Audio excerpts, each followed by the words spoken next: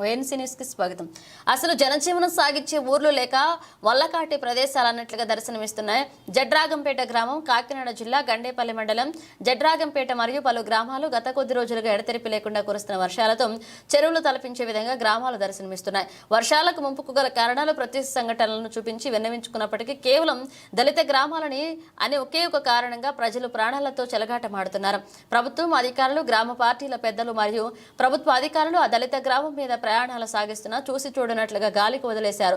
మరొక పక్క కాలువలను అక్రమంగా మట్టివేస్తే పంటలు ముంపునకు గురవుతాయని గ్రామ పెద్దలు, పంచాయతీ అధికారుల దగ్గర ఎంత మొత్తుకున్నా గ్రామ ప్రజల పట్ల చిన్న చూపు చూస్తున్నారని గ్రామ ప్రజలు ఆందోళన వ్యక్తం చేస్తున్నారు.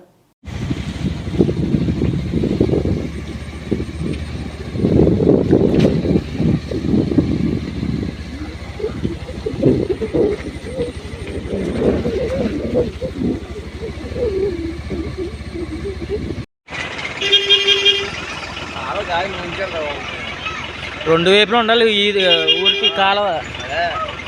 పైన కాదు చేరేటి